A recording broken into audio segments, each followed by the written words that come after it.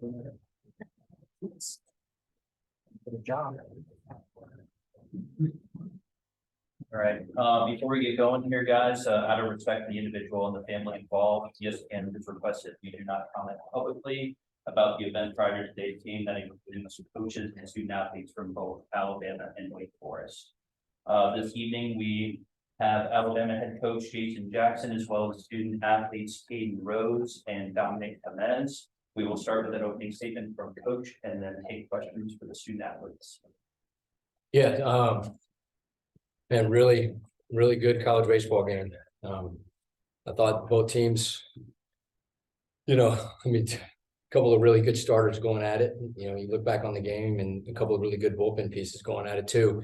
I think there were 23 strikeouts and 1 walk between the 2 pitching staffs. So pretty well pitched game from both sides. Some home runs, which, you would expect probably in this ballpark. But I think both teams did a fairly good job of keeping those as solo shots. And, that was the big piece. So really, I thought well played game from both sides. I thought we did some good things. They did some good things. They got us today, but we'll be back at it tomorrow. Questions for the student athletes. We'll start here left. Yeah, Coach, obviously the controversial call right before they put on a home run that kind of ended up winning the game and in the playing thing.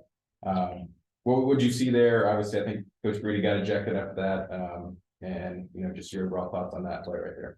Yeah, check swings were tough, man. Check swings were tough calls. Those guys got a tough job on that, from where we're at in the dugout. I mean, he's got a better view than I do, but from where we're at, obviously we thought it was strike 3, and then it's an emotional game, man.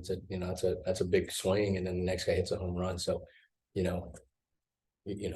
emotions get the best of you probably a little bit. But I don't know. I mean, I thought he went, but that's, like I said, that's always a tough call for umpires. I get it. Again, questions for the student athletes. We'll go back left and then second row here. For a kid, no secret, you're not the most powerful bat in the lineup, but 2 monster shots today. Was there something feeling just the emotions of the game that had you swinging for the fences, or just saw 2 weak pitches? Got some good pitches to hit, put a good swing on it. I mean, no offense to this ballpark, but it doesn't play the biggest. So you get it up here, it's gonna go out. So just saw it, put a good swing on it. Thought I could help the team. Second row. Yeah, both players. Obviously, you guys played really tough. I think the schedule really tough regional. You guys know you need to be perfect in the postseason to win these games. But seeing that game against that team is kind of another example of this. This game is so close. Like Jim's foul home run first inning. Is there anything you can kind of learn from that other than this? We've got to be perfect tomorrow. I mean, this is the 2 best teams in the country going at it right now. I don't care what they have us ranked. This is the best 2 teams in the country slugging it out. And whoever makes more mistakes, that's usually the team that loses. And, we made 1 too many mistakes today. And, that's something that we got to flush and come back out tomorrow and play our best baseball. And to add up on that, we take this as like another SEC series for us. I mean, Wake Forest is obviously a fantastic team. They have great athletes on the team, and we play like it's another SEC weekend because this team's basically an SEC team to us. Any other questions for the student athletes? We'll go left here. Both players, you guys had productive days at the plate, Caden with your home runs, you drew the walk. Talk about this pitching staff. It was tough for you guys and just what you guys were doing up there. Yeah, so their pitcher was very good. We had good stuff, but it's nothing we haven't seen before because we're in the SEC. We have amazing pitching over there. But to them, hats off to them. They had great stuff. Everything was working for them to throw strikes, and they filled up the zone, and they came out on top. That's the toughest part about, games like this. He mentioned it earlier, I think. Did they have 1 walk? Maybe. And, it's tough to score, especially against a really good arm like that whenever they don't give you free passes and you got to earn everything you get. So hats off to those guys for going out and doing their thing today. Yep. This goes for both players. This seemed like an incredibly emotional ball game, especially at the latter part of the game. How do you react to losing such a close game going into tomorrow? I mean, this is 2 teams that haven't been to Omaha in a really long time trying to get back. So it's definitely going to be emotional, but we treat it just like it's any other game. And, a weekend series, you lose on Friday night. You can't just lay down and give them the next two, you gotta come back and play your best baseball the next day. Okay, nailed it. The super regionals, we know what's important, what's on the line for all of us is to make it to Omaha. That's the ultimate goal for everybody, and both teams competed, and we both, as Kate said, we're both the best teams in the country. This is the game to watch for everybody out there, especially for tomorrow as well. Anything else for the student athletes? All right, Dominic and Kate, you guys are dismissed and any questions for the leader? Yeah, second row. From the lineups, your guys' pitching performance, the effort and, execution you expect from the guys today. From our guys? Yeah. Yeah, I mean, I thought Luke really settled into the game and pitched really well. His stuff seemed to get better as he went on. Luke's been great for us all year. Aiden Moses has been such a good piece for us out of the pen. And, I thought from a pitching standpoint, those guys did exactly what we wanted to do today. And we had some really good ABs against a couple of really good arms. And yeah, the game I thought was kind of what you thought it was going to be. You had two really good arms, you had two really good lineups, and it was going to be probably a really close ball game and probably an emotional ball game. And we got exactly what we thought we were going to get. And, I think Caden said it, we made, one more mistake than they did, or maybe two more mistakes than they did. I know Pink missed the ball on right, and, we had a pass ball wild pitch with 2 outs that, gave them another run. So I think just when you've got two really good teams, that are going at it like that, usually it comes down to some of the smallest things, and that's kind of what it did today. Connor than Essex. Jason, when you look at the going from Rhett Louder to Sean Sullivan, are they different enough that it grows hitters even more? Because I know the arm slots are different. Yeah, for sure. Yeah. I mean, they're both totally different guys, and both really good at what they do. Louder kind of sinks it and runs it, and he's got that really good slider, and then Sullivan comes in, and he's got that really good approach angle, and they're both tough in different ways. Yeah. I don't want to project that you might have been unprepared for Sullivan, but how aware were you that he could have gone today? Oh no, we knew. Yeah, no, he was in our scouting report today. Yeah, we knew. Essex the there. It's kind of same question for the players, but how does the emotional toll of a game like this impact your message to your team going into a must-win game tomorrow? I think one of those guys said this, and Wake's the same way, but right, we both play in really tough leagues, and so every Friday night there's an emotional game, right? And somebody wins and somebody loses, and the score is going to reset tomorrow, right? And so we say this a lot, but no high highs, no low lows, and if you win today, right? Wake, they just won a really tight ball game. They're going, they're riding high, right? Our guys probably feel both teams, I think, will try to do a good job tomorrow of hitting that reset and get back to neutral and showing up because the score starts over 0-0. So, if you win, I used to always tell you guys, if you win, go home and enjoy it, man, right? And if you lose, go home and be pissed. It's okay. But when you go to bed tonight, right, we're not going to bring it to the yard with us tomorrow. Yeah, Coach, back to home, definitely, early in the game, a couple of home runs and wins out. Right. He was able to cut settle in, put a couple of zeros after that. Was there an adjustment made at that point, or was there any kind of conversation with him about how to handle those conditions maybe? No, we talked a lot going into the game about just the importance of attacking the strike zone, right? And Hawk ambushed first fastball of the game, and give him credit, man. He didn't miss it. He got it and he didn't miss it. And Johnson hit a breaking ball that kind of hung up a little bit. So I think if anything, I think his curveball and slider started to get a little sharper, and he started executing them down the bottom of the zone and getting them in the dirt a little bit more when he needed to get those chases. And so I think those were probably the biggest things, is maybe just a little bit better execution with his breaking ball slider. Go second or right. I think Andrew and Drew over 8 today. I believe everyone overreacts one game, but you doing talking between the line around or trying something different to spark that or rewards some of the guys from getting well. No. Anything else for Coach? All right, thank you, Coach. Thank you, guys.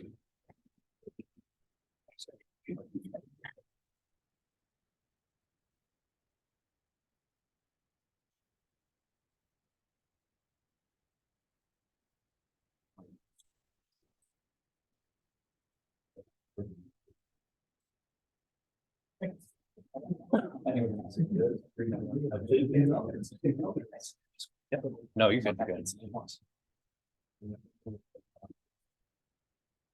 Sorry, I didn't even realize. Oh, you're good. You're good. You're good. Take it back.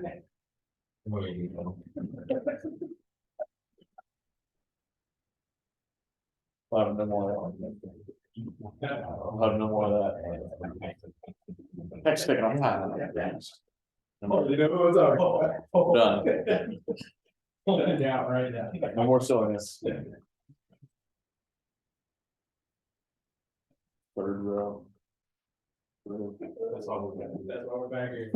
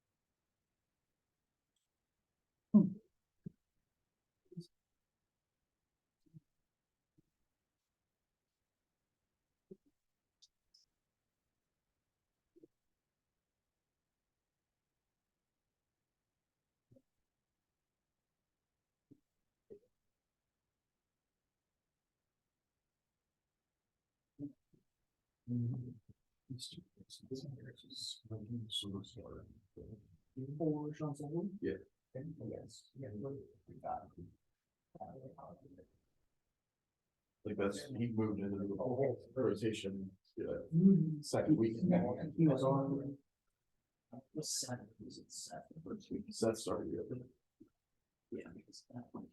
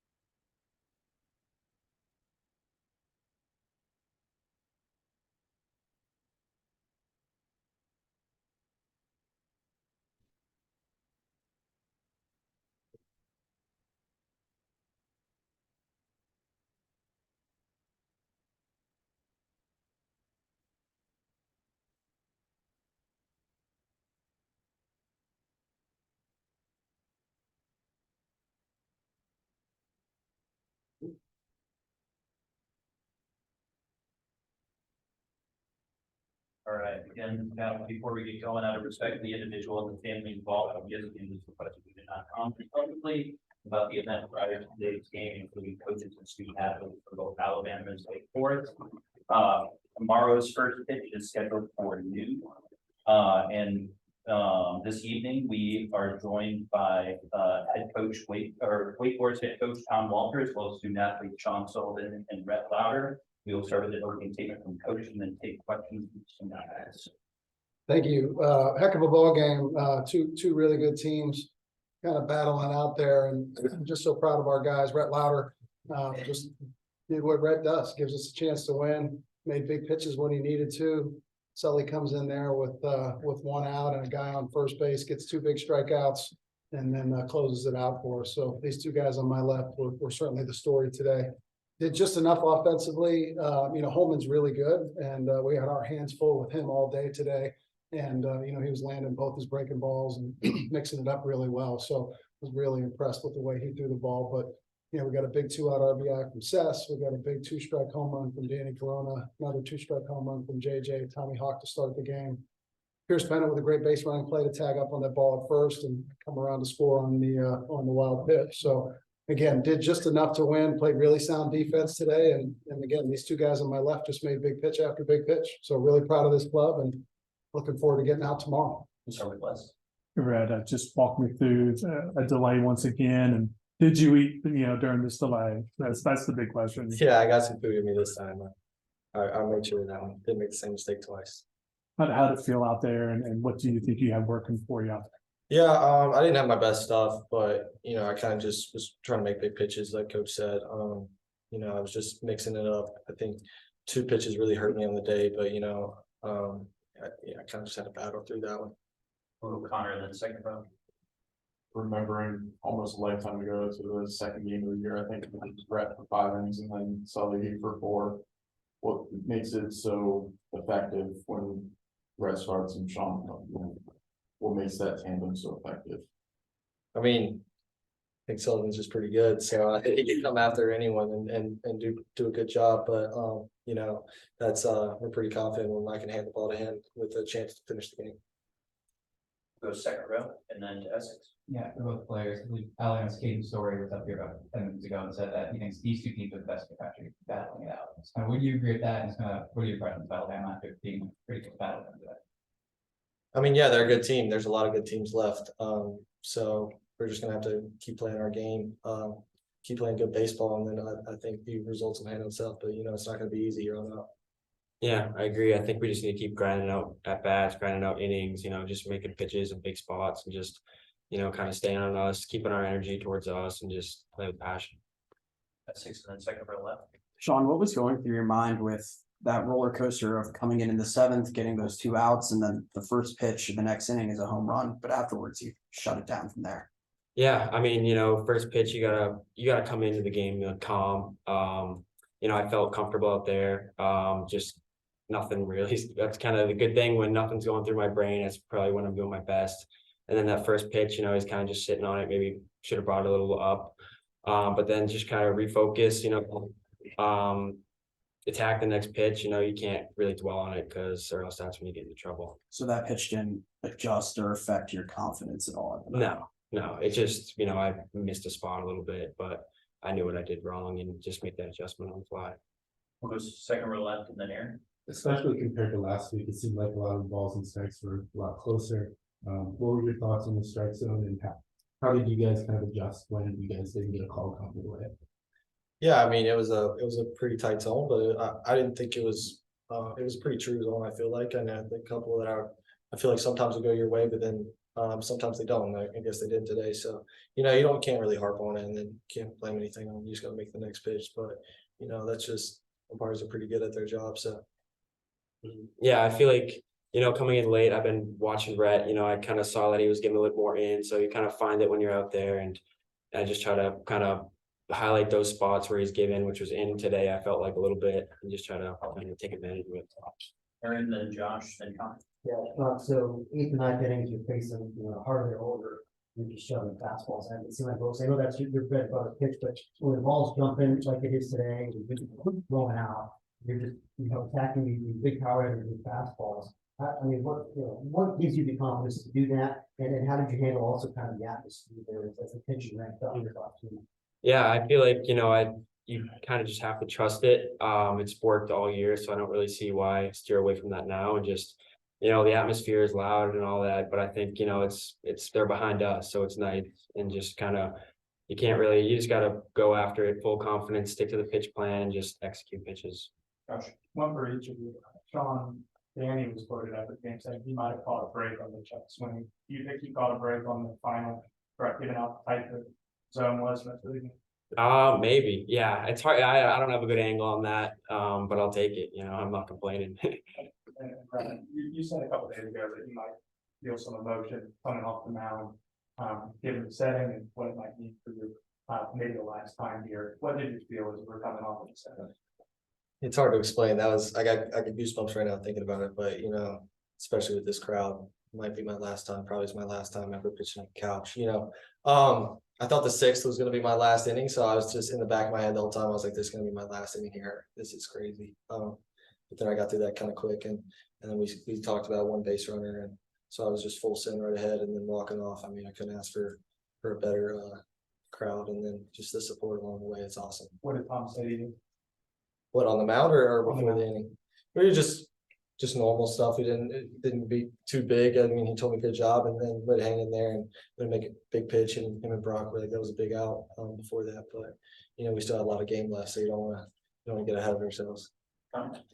Sean, what's been your process the last few weeks to get back to this point and then go from reliever to starter for most of the season and back to a kind of a bullpen versatile role? Yeah, I don't think I really changed too much. I kind of just try to stick to what I've been doing. I think it's honestly a little bit nicer sometimes, only facing the order once or twice. But yeah, I just, it's the same. You're still throwing baseballs out there. It's nothing too crazy, I don't think. Anything else for the student athletes? All right, Red, Sean, so this will take you out the back here and then we'll take questions for coach. Yes. Thank you. Good job, guys.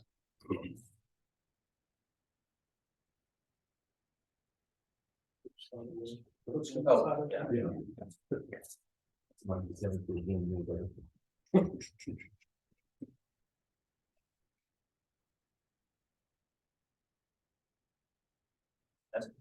Coach, could you just walk through the decision to, A, go to Sullivan, but also stick with them all the way through the rest of the ballgame? Yeah, again, like Rhett said, we thought we were gonna start Sully there in the seventh, but Rhett had like a 9-pitch sixth, 10-pitch sixth, so we decided to see if we could steal a couple more outs. We wanted Sully to be in there and face as few hitters twice as possible in that situation. And try to keep Sully's pitch count down in case we might need him again here later in the weekend for sure. So again, we thought that Sully was a good matchup coming in behind Rhett like that, and Sully got the job done. Yep. Do you kind of take us from your angle on that check swing for Danny's home run?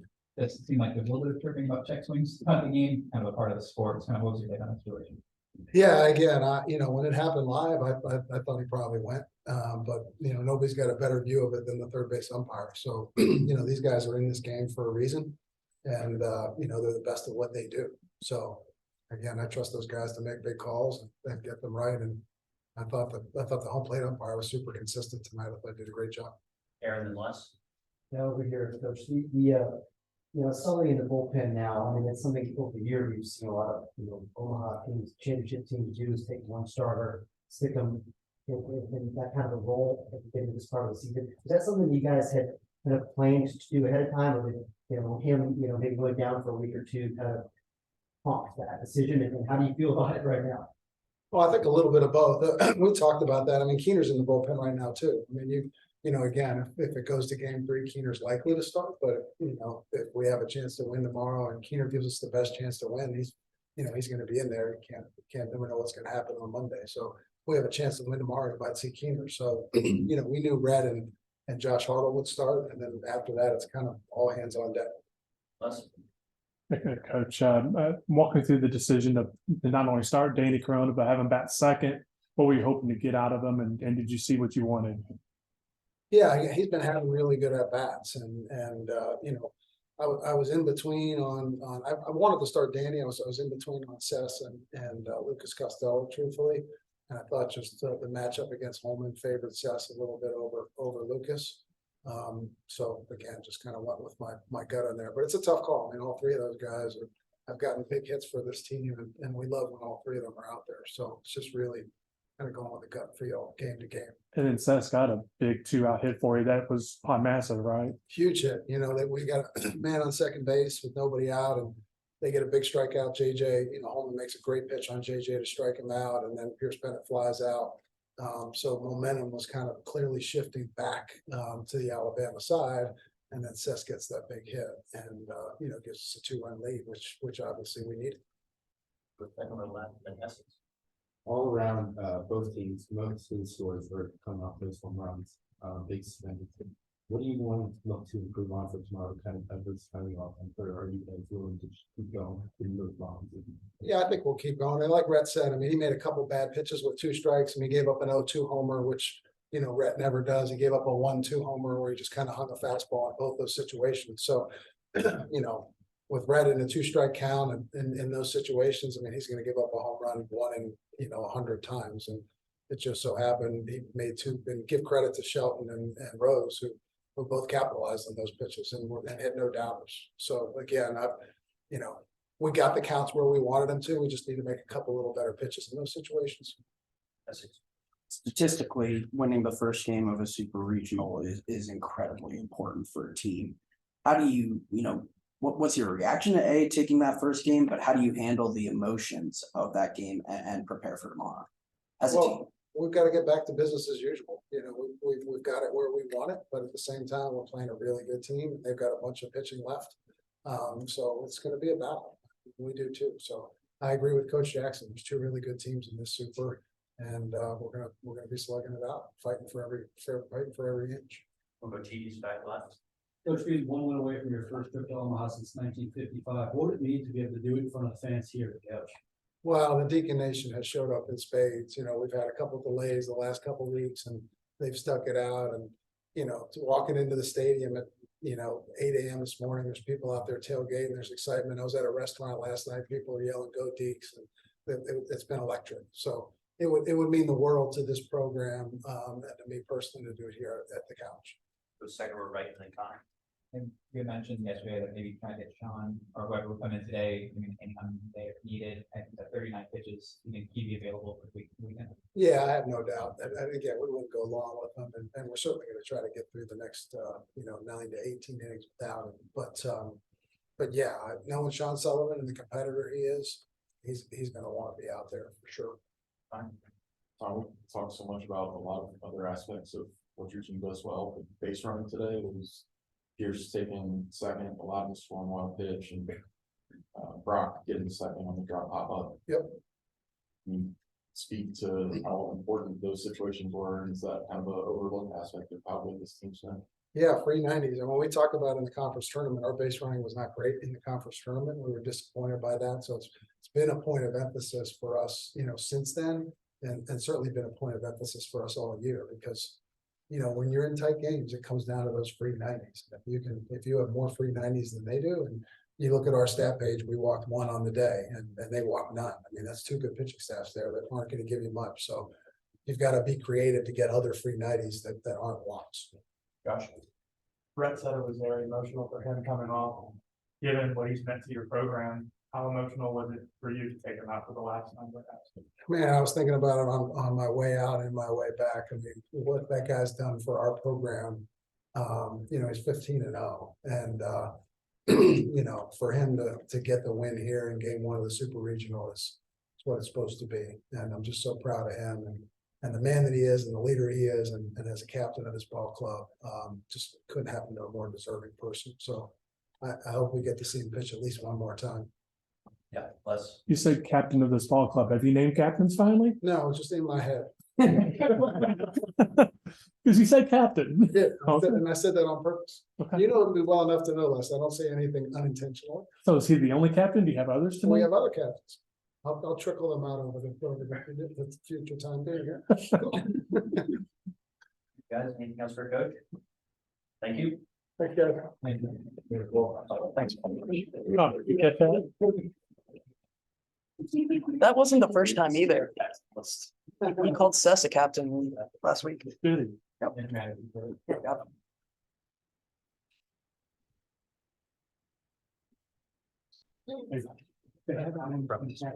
Right. And like, he used the phrase like a couple of weeks ago before the ACC, before the regional. Oh, I shouldn't say.